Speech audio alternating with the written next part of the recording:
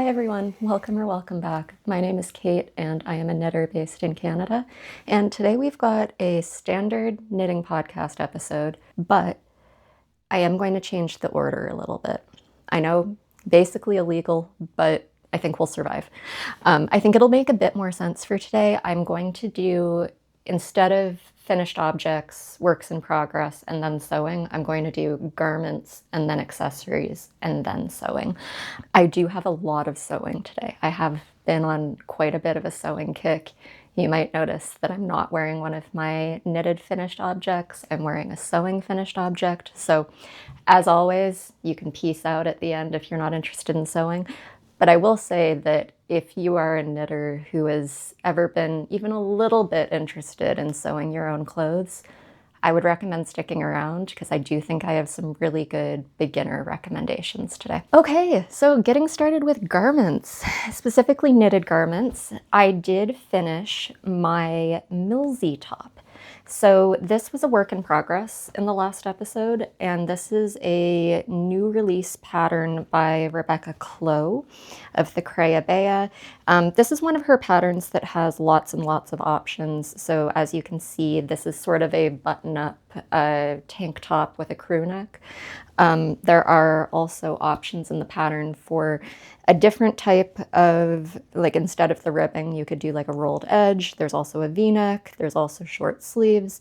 So lots of different options in the one pattern. Very size inclusive, as with all of her patterns. Also an option for bust shaping, which I didn't use, but I did find that I was kind of between two sizes. Like I was really deciding between sizes 4 and 5. And there was a difference in the measurements of those two of 10 centimeters. I think between all the sizes, it would go up by like 10 centimeters for each one, which was like significant enough that I decided to split the difference myself and see if I could get something in between the two by like skipping some increase rounds, etc. So I was kind of making subtle modifications that way once I got down to the increases under the arms. And that is where my problem started. So very hard to say if it was probably my fault. But basically in the last episode, I had finished the two fronts and realized that the armholes were looking way too short, which again, my fault. But I then went back to before those increases started, and I kept knitting straight for like 8 to 10 rows or something. Like it was significant. It wasn't just like the one increased row I had skipped. It was like, it needed quite a bit more. And it's not that my row gauge was off, because this pattern was entirely in terms of distances. So like these weren't the real numbers, but it wasn't like knit 20 rows. It would have been like knit 10 centimeters. So it wasn't row gauge issues. But anyway, I had to add quite a bit more before it was like a reasonable armhole depth for me. And then I obviously didn't want to redo the back panel at that point too to match, although it was also short. So what I ended up doing was keeping the original length for the back panel, joining with the fronts, and then immediately doing a few short rows on the back. Honestly, no science to that. I really just winged it. I did probably like 8 to 10 short rows along the back, just sort of ending them at the underarms and going a couple stitches further every time. And I was so happy with the fit of this, like very, very surprised after I had made that modification. I will say that this yarn, which I didn't mention, it is Sandnes Garn Line in the color Matcha. It is heavy enough that I feel like over time, gravity has done its own work on the armhole depth. So initially, the armholes would have been way too shallow for me, but over time, they might have actually stretched to an appropriate length. So that might be worth noting, but I think my conclusion is that the pattern's armholes are not too small, but smaller than a lot of knitting patterns. Like I think a lot of knitting patterns err on the side of deeper armholes. So if you're used to that, you might want to add a little bit of length. But yeah, I'm very, very happy with the final result. I did make some subtle changes to the ribbing. I think that I changed the pickup rate and the needle size. All those details are on my Ravelry, so I won't get too into details here. But you can see I'm really happy with the neatness of that ribbing for a summer yarn like this is. Also thrilled with the buttons. So the buttons, oh, I did also make a modification to how the buttonholes, like the distance between them was calculated. The pattern was kind of confusing me in that part. It sort of seemed like if I followed the instructions the way I was reading it, I would have ended up with like this buttonhole like up here, like next to the first one. Clearly I was like reading it wrong or something, but I just did my own math and figured it out. The buttons themselves are mother of pearl buttons, which I got in a little shop in Almont, Ontario, and they just happened to be like this perfect like matcha color, and I was just so happy with that. So yeah, I've actually been wearing this a ton. The only reason I'm not wearing it today is I was looking at my own YouTube channel and I'm just looking at the thumbnails. Like, it was starting to look like I was really had a problem with matcha. So I figured we'd change things up and I wouldn't be wearing this color today, but I do love it. So that was the garment that I was working on in July. I am, by the way, still on this like really nice pace with my knitting last year. If you were here last year, you would know that like my knitting was like a little frenetic. Like I was really trying to not go as fast as I could, but I was so excited about these potential finished objects that like I would just want to keep getting to the end of what I was working on so that I could cast on the next one. This year, really been taking my time with things. So that last garment was really my July knit, and it is, I believe, exactly my 7th finished garment of the year. So like exactly one garment per month, and it's been such a nice pace. So now I'll show you my August garment. We're now about halfway through August as I'm filming this. And I was really liking the idea of, that's obviously a vest, but a sort of summer-ish cardigan, which is something that I don't really have in my wardrobe. This one was inspired by a Pinterest picture that I found, I think last year, but I couldn't decide on what color I would want to use to do this. I didn't think that I would want the gray in the original photo. And I don't know the source of the original photo, by the way. And Pinterest can be like that. I assume some kind of ready-to-wear, hopefully not AI. Anyway. So I actually haven't grabbed barber cord and tried this on yet, so maybe we'll do this together. So this is the Lia Cardigan by Sandnes Garn. Now, if you know my history with Sandnes Garn patterns, it's not a long history, but there is a video on this channel which is called The Sweater That I Frogged 7 Times. That is about my Guernsey Genser, which is a pattern, not a pattern. It is a garment that I love. I wear that sweater a ton. It's fantastic. Super happy with the finished object. But I had some issues with that pattern. I think a lot of the issues were not of my own making, but I don't think I had the right attitude going into that pattern. These are not patterns that hold your hand, like, at all.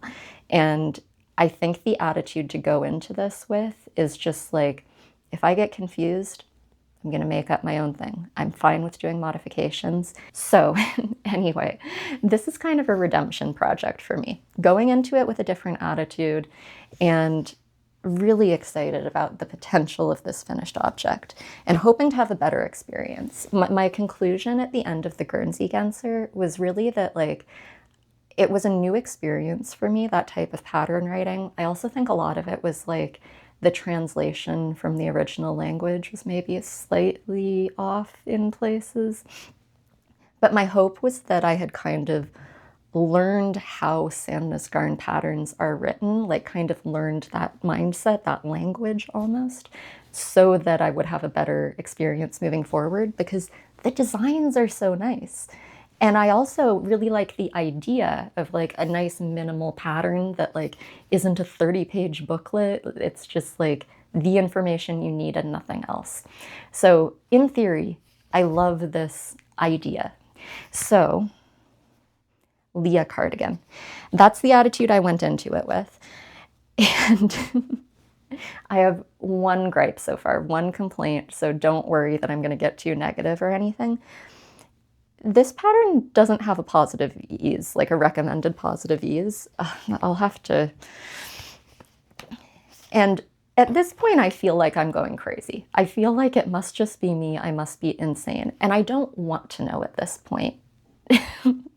Let me explain. So the pattern lists the finished measurements of the garment.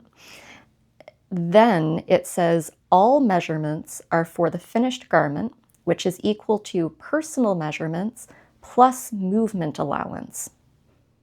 That's it. So movement allowance would obviously be the positive ease, but it does not say what that positive ease should be. So there isn't really any way to choose a size. And I did think, okay, well, this is a printed booklet. Maybe they just forgot, and maybe it's on the Ravelry, or maybe it's on the website. Checked all three of those places. It's not there. Also, the other people who have made this pattern on Ravelry haven't mentioned any issues in choosing a size. So at this point, I do feel like I'm going crazy. The only thing that's mentioned on the website, actually on the website, I found that there's a size chart. I was like, oh, thank goodness, a size chart. I can pick my size. No, the size chart only lists the finished garment dimensions. The only like clue, because I was doing detective work at this point to choose my size, is that it did say that the model on the cover,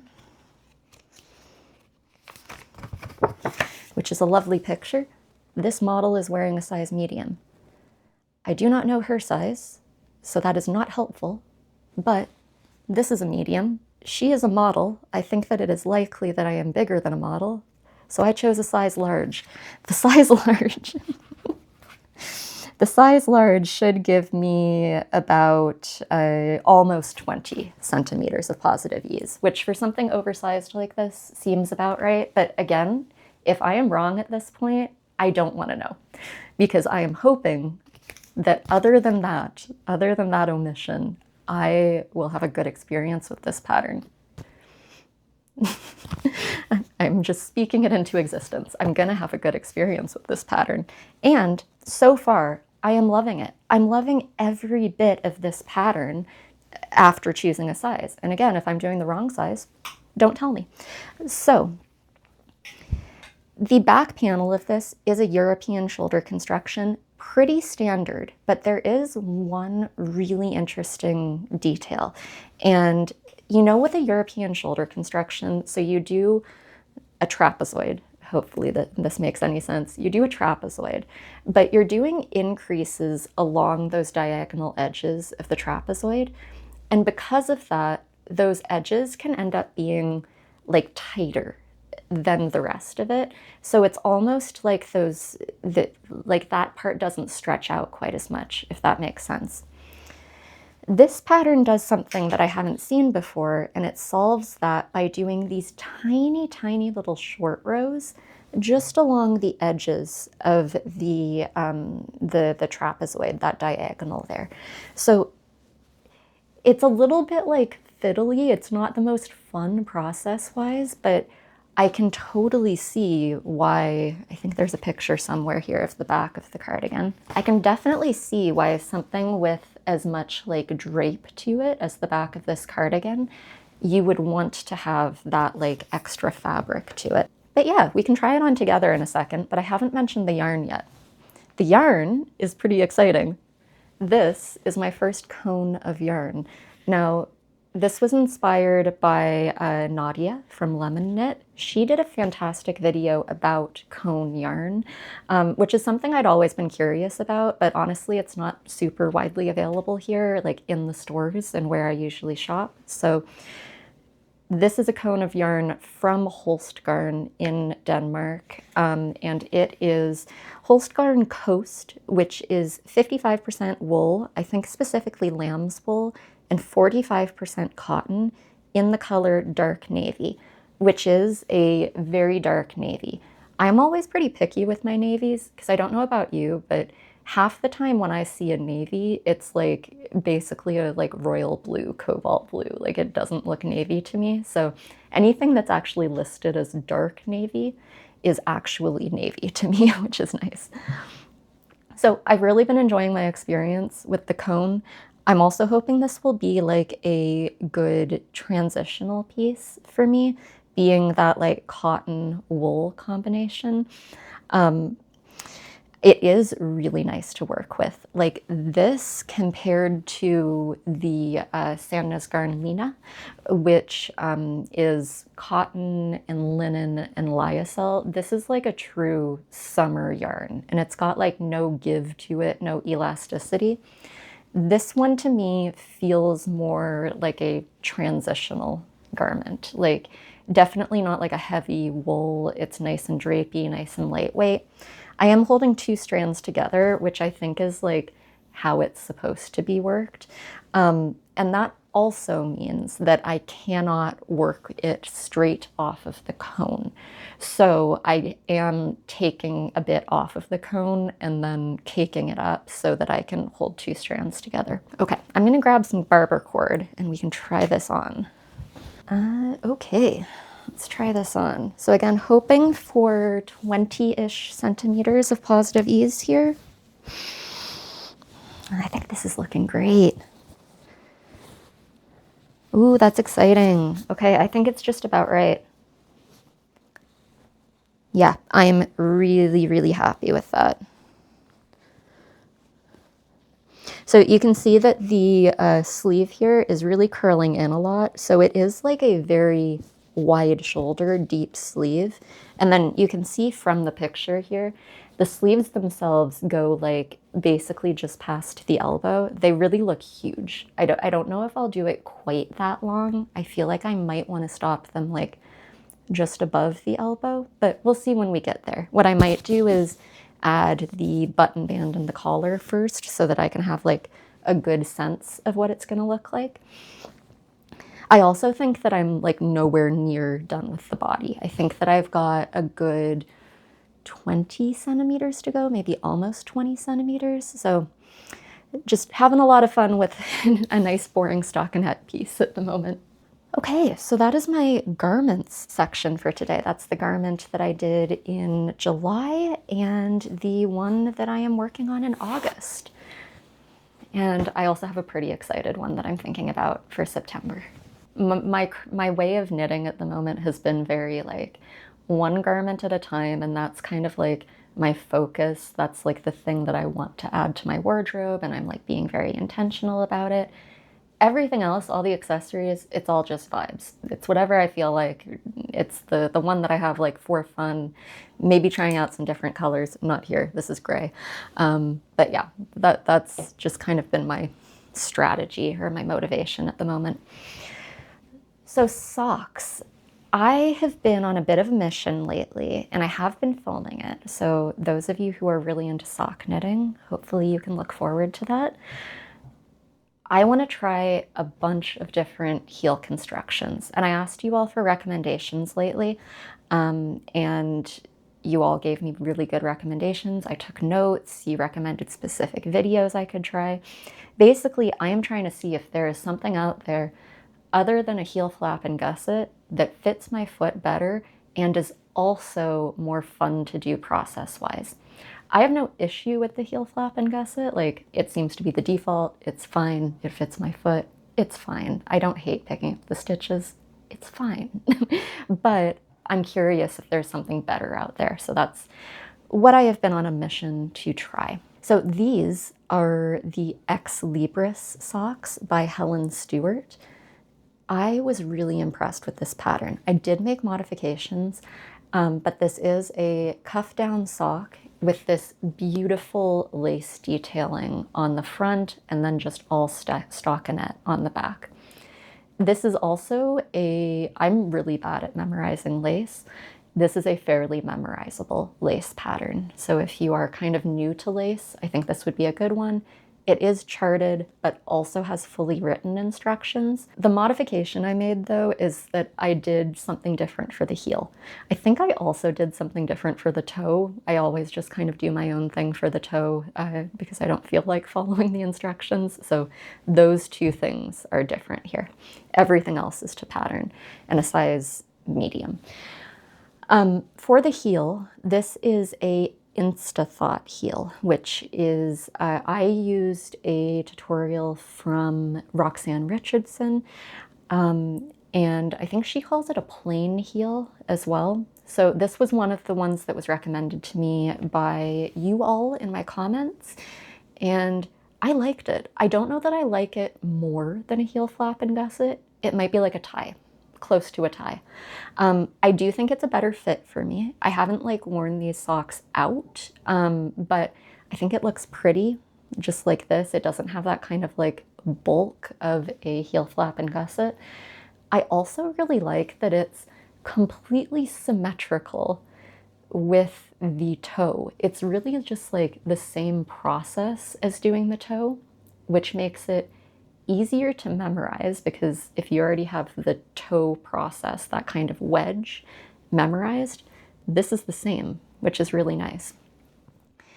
The only tricky part of getting to that easy, nice process-wise wedge for the heel is that you do need to stop and take a second to cast on some like provisional stitches, and then use those provisional stitches as well as the ones on your, what would it be? This is so hard to conceptualize. So yeah, you leave the ones on the front of the sock on hold, and then along with the ones on the back of the sock, you cast on some provisional ones down here. That's what it is. Yeah, that's right. So then you're able to do the wedge in between those. And that's the only like fiddly part. You can see I'm even having to like think about how that works. And the only part that I absolutely could not stand was after doing that, you're left with this provisional cast on here that you then have to pick up to continue down the foot. Getting those stitches off of the provisional cast on, I feel like there is no way that that is a fun process. This is done in Filcolana Arwetta, by the way, which is a very lightweight sock yarn. It's like a merino and nylon blend. So like at this small of a gauge, whew, not fun. So yeah, really glad to have tried that heel construction. I'm gonna keep trying different heels and then I'll be able to come to a conclusion about a favorite one, but glad to have tried this one. Definitely thumbs up, but has its negatives to it. I feel like the negative of picking up those darn provisional stitches, that is worse to me than picking up stitches to do a heel flap and gusset. So like process-wise, I think I would choose the heel flap and gusset. Final product-wise, I think I would choose this. This just looks nice, isn't bulky, fits my foot well. Yeah, interesting. And I think I'll be looking at more of Helen Stewart's patterns too because I was so impressed with this one. Again, I did a different heel, I did a different toe, but the like design itself, beautiful, no issues. Okay.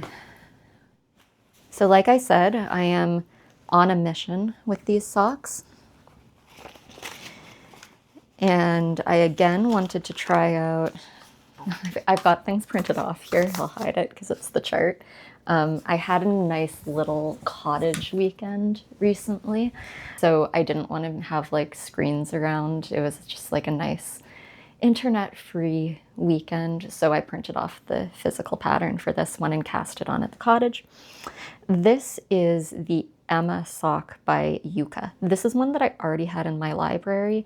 I think Yucca does some sales that are like 3 for the price of 2 or that kind of thing. And she has a lot of really pretty sock patterns. This is the 3rd Yucca pattern that I've done. I am making a lot of modifications though, so I'll start by saying that this is not a cuff down pattern, but I am doing it as cuff down. Yarn for this is Sandnes Garn Sisu in the color red. It's a really nice red. I think it's leaning kind of cool toned, but pretty neutral. Like it's not too bright or anything, which is really, I think, my favorite kind of red. And yeah, I just wanted a nice pair of red socks. So this is a all over cable pattern. Again, I'm modifying it to be cuff down. It is usually done toe up. And I have done 2 of Yucca's patterns in the past, and they all have this kind of style to them. The intricate cables, like you open up a Yucca pattern and you think, really, all of this for a sock? Like this is so incredibly detailed and technical. And yeah, just the amount of detail put into her patterns is really amazing. I will say, if you do not like knitting through the back loop, just don't do a Yucca pattern. I don't mind it. I think especially as a combination knitter, there's a lot of knitting through the back loop, so I really don't mind it. But if you do not like knitting through the back loop, there's a lot of those done stylistically in all of her patterns that I have done. And I think it looks really nice, especially in cables. This does have 2 options for the sock. There's a crew length one and then a short length one, I believe. And they all use different charts. There's a lot of different charts in this pattern.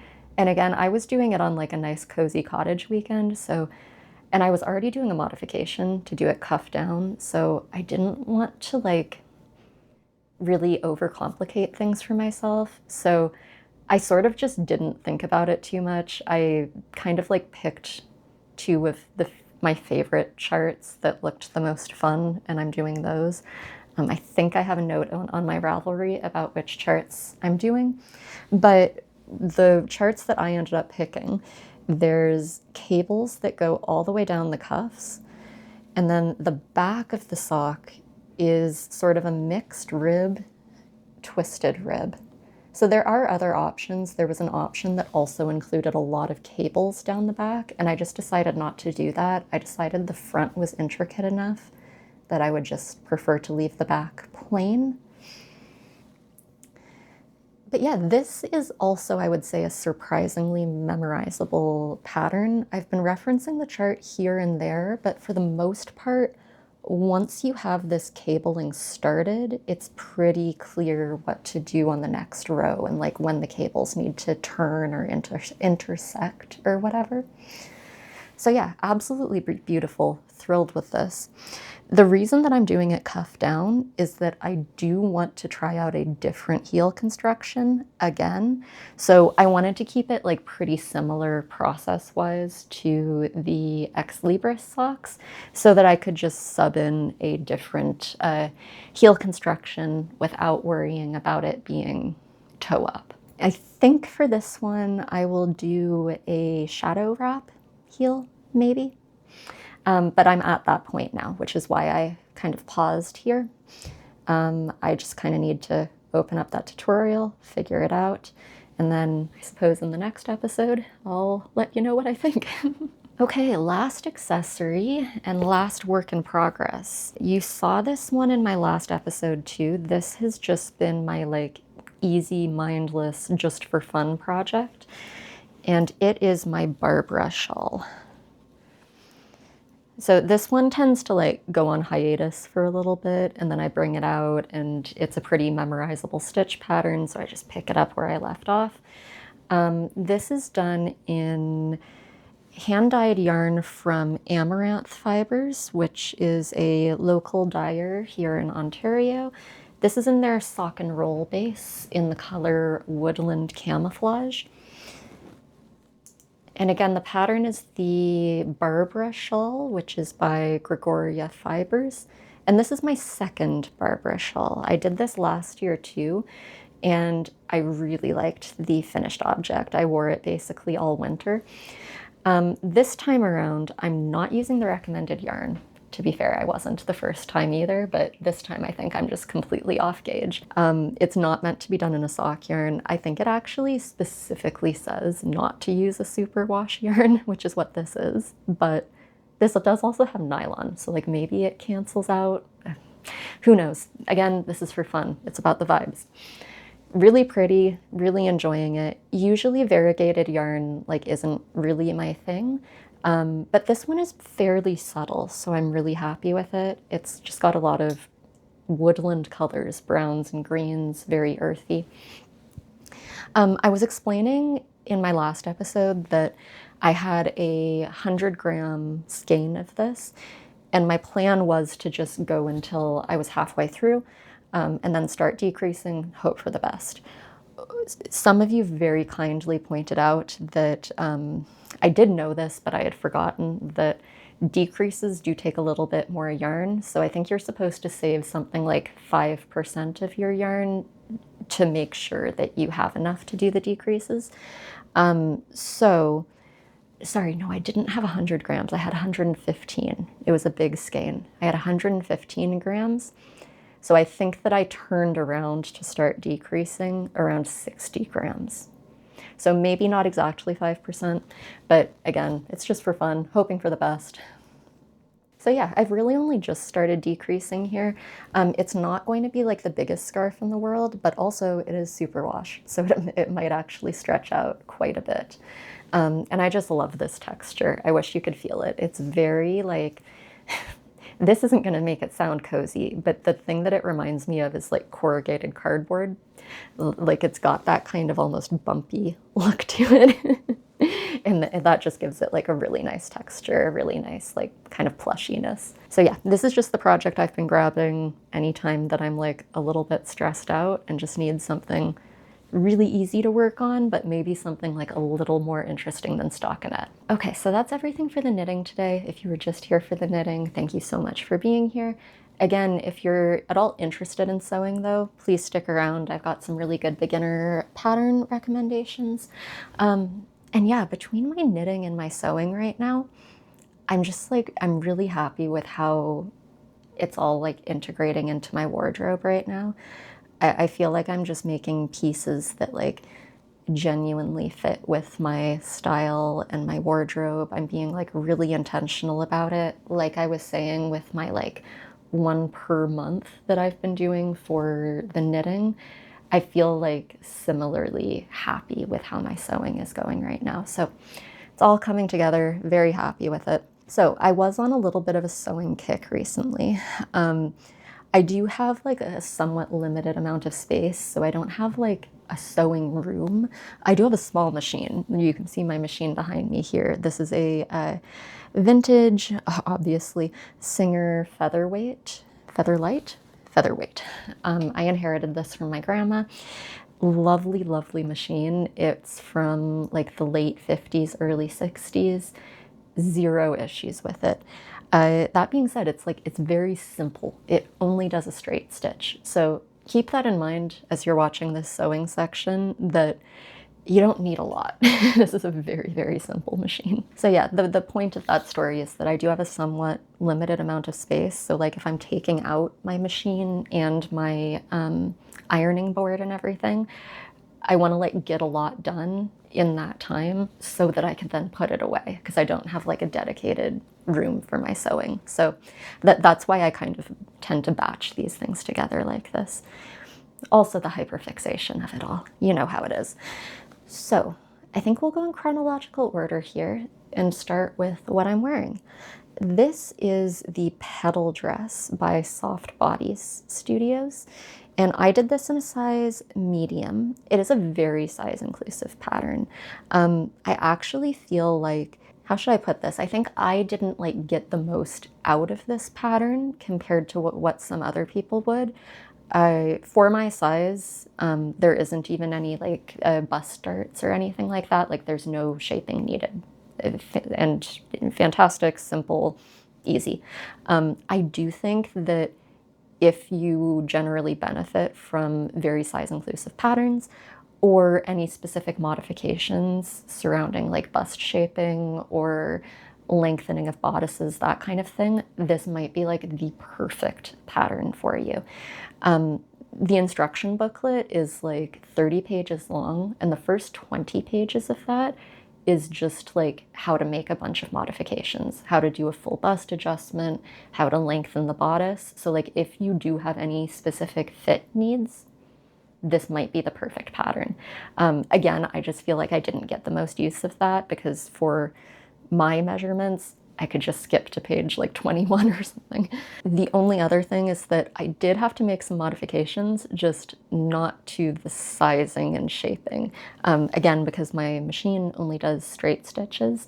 This pattern does have a somewhat small seam allowance. I think it's 3/8 of an inch.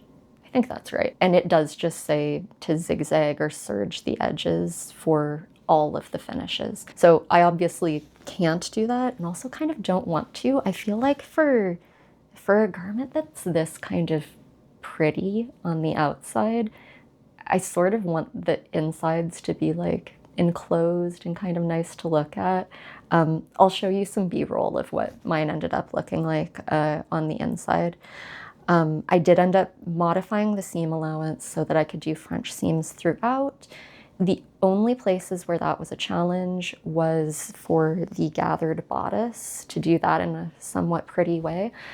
So I'll link to a tutorial that I found for that, to have enclosed seams along a gathered edge.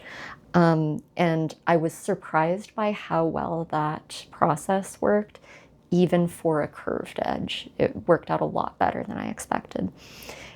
And then the other place it was somewhat complicated to make this modification was the pockets. The pockets are lovely. They're very deep. They're fantastic. It does have pockets. Not necessary if you are a beginner. I think that leaving out the pockets would make this like a pretty nice beginner-friendly pattern. But yeah, doing the French seams for the pockets, I will link to a video for that too. That one was by Soften Studios. So yeah, I'm very happy with this. Again, I did the size medium. I really just went off of like the size chart. I will say that it's maybe slightly big. You can see that I'm wearing it over a t-shirt today, and I think it's like a perfect layering piece like this. If I had wanted to wear it as like a sundress on its own, I think I would have sized down to a size small. That being said, I was like playing around with the seam allowances and everything, so totally possible that I did something there. Yeah, really proud of this one. I'm not a big dress person, as I'm sure you know, but I've been wearing this a ton. It's very cozy. It's a really nice like house dress to like just be cozy, lounge around, doing chores, that kind of thing. Oh, and the fabric for this. This was a chambray, kind of a mystery one. I think it's 100% cotton, but I'm honestly not sure. I got this at an outlet in St. Jacobs, Ontario. Down in Southern Ontario, they have Lens Mill stores for fabric. And when I was staying in St. Jacobs recently, there was a kind of temporary outlet building. So I was able to get a really good deal on this. Actually, yeah, this was the label from it. So I got 3 meters of this, again, assuming it's cotton. It was labeled as a chambray, but I think it was cotton chambray. And I got 3 meters of it for $26 Canadian dollars. I get kind of interested with costs vis-a-vis sewing. I think in like a kind of more interesting way than with knitting. I think that the materials to finished object like cost analysis is really interesting. So again, 26 Canadian dollars. Really nice dress I got out of it, and I'm always on a mission to like cut out my fabric like as economically as possible, like really get the pattern pieces into the corner so that I hopefully have leftovers to make something else, which is what I did. So again, 26 Canadian dollars, I was able to get really nice dress and a tank top. So for the tank top, this is a free pattern, and this is a really good beginner one. This is by Helen's Closet, and it's called the Orchard top. It's also a dress. I will be making the dress too, for sure. So it has a crop top version, a regular top version, which is what this is. I'll be sure to put in some B-roll. It also has a kind of mini dress and a midi dress. So this was really nice, really beginner friendly. It's just a nice kind of like trapeze A-line shape. Like there's no bust shaping or anything like that. It's really just like that A-line silhouette, nothing else. And yeah, I've been liking this one as a layering piece actually over the same boring white t-shirt. And I think it's just been really nice. There's a really nice detailing in the interfacing that goes into these like spaghetti straps. I think it also has instructions on how you could do like adjustable straps. And I was just so impressed with like the detail in this pattern, especially as a free pattern. Like I was talking about with the petal dress, like I'm used to having to make these modifications for finishes because of this. So like I can't zigzag things. I don't want to zigzag things. Like I want it to look kind of pretty. This pattern has an entire page all about the different finishes you could do and how like the zigzag would differ from the serger, which would differ from the French seam, which is an option in the pattern, which is my favorite thing. I feel like I'm starting to develop like a real pet peeve for patterns that assume that you want to serge and zigzag things, everything. Like obviously I can make modifications and I'm happy to do that, but if anyone has recommendations for more patterns that have enclosed seams like written into it, it's sometimes nice to not have to make the modifications, you know? So on the inside, this is what it looks like. And again, that's all written into the pattern. Nice French seam there, nice small hem.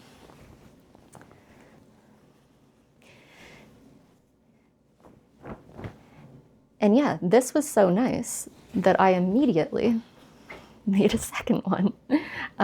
Last summer, I made a Clow bias skirt by Soften Studios in this cotton lawn. And I don't know what happened. I don't know if either I grew or it shrunk, but it just wasn't fitting great this year.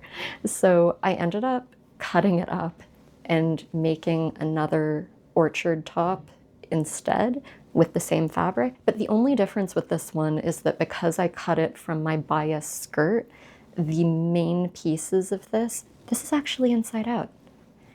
See, the insides look so nice with the French seams. Yeah, so only modification here, only difference is that the main part of the fabric is cut on the bias. And that actually also works fine. It's maybe like a little bit funky along the neckline, but not bad. Oh, and for both of these, I did a size 12.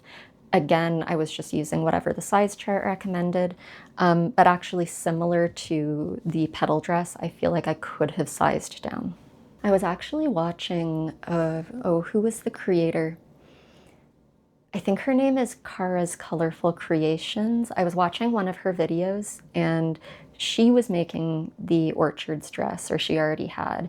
And she said in the video the exact same thought that I had been having, which is something along the lines of, I've never been so impressed with a pattern that I then want to go look at all of the designer's other patterns to see if there's something I want to make.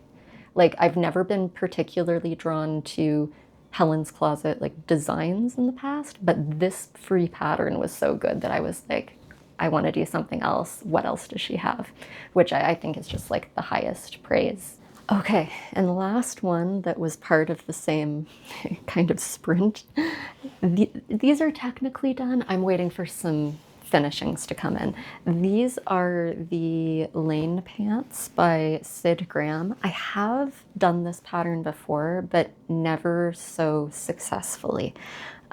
This is a very beginner-friendly pattern. This is my first time doing these with the option for the cargo pockets, and I'm going to show you some close-ups because I am so impressed with the construction of this. I will say, I feel like I've heard a lot of people say that the lane pants are like super quick, like finish them in an afternoon kind of thing. Not my experience. I am a particularly slow sewist, I think, as evidenced by my I sew like I'm in 1955. So this took me, I probably had these in progress for like a week and was spending like an hour or two a day on them or something. Like I was like really taking my time to get the details down. I feel like if you are including the cargo pockets and like the drawstring, which are the options involved, plan to take your time with it. Don't like rush through it in an afternoon. This is another one of those patterns that does, for the most part, assume that you're going to serge or zigzag everything. So again, I was making some modifications, changing seam allowances so that I could do, in this case, flat felled seams. So like, if you look at the side here, oh, I'm just so happy with how this looks. So the seams down the side as well as the inseams are completely flat felled. I think they look really nice. And then there's also the top stitching on the fully functional cargo pockets, which I think are looking great. The other thing I did, which I haven't done in the past when I've done lane pants, I don't remember what this fabric is called. It is a cotton twill, I believe, and it's from Blackbird, but I don't remember exactly what it is. In the past, when I've done lane pants and used like heavier fabrics, the pockets get like really bulky because along the seam on the side of the pants, you are doing like the front and the back of the pants together, and then also 2 layers for the pockets. So no matter what I would do, it would end up kind of ugly and bulky. So this time, what I ended up doing was taking some scrap fabric, just some like really thin shirting, to do a pocket bag and kind of construct the pocket that way. And I think it's really, really helped with the bulk. And then the other thing you might notice is I did do something different for the waistband construction. The lane pants, again, they're meant to be like very beginner friendly, so they do like a very easy construction for the waistband where you really just put like right sides together, the waistband and the pants, and then serge or zigzag it. So I changed that construction and did it more like you would do a bias tape finishing. So it's completely enclosed and looks really nice. Also, these pants have such a wide hem. They're also very long. So it's got like a 3-inch hem, and then additionally, they're very long. So like I think I ended up cutting off like 2 inches and then also doing like a 4-inch hem or something like that. So if you are a little bit short on fabric with these, you can probably get away with just making them slightly shorter. I'm like 5'5" or 5'6", by the way, not particularly tall, not particularly short. So yeah, the only thing that I'm waiting for now is I decided instead of putting elastic in a drawstring, I ordered some elastic cord and some cord stoppers so that I could try to make these look more like cargo pants. I actually ended up doing the waistband kind of inspired by the Helios trousers, which have sort of 2 rows that you can thread the elastic cord through. So so this isn't in the pattern, but I have no elastic in the waistband and 4 hand-stitched buttonholes, because this does not do buttonholes. Again, just showing off, but I think they look really nice. I will link to the tutorial that I use for that as well. That one is by Carly B, and it's brilliant. I also think those might make really nice like work pants with the modifications I'm doing. I do work in engineering, and sometimes I have to go into like environments where I'm wearing like steel-toed boots, that kind of thing, like the kind of environments where you would wear like Carhartts, that kind of pants. So I think those might work nicely for those occasions. So yeah, I think that's everything I have for you today. Thank you so much for being here, and I will see you in the next one.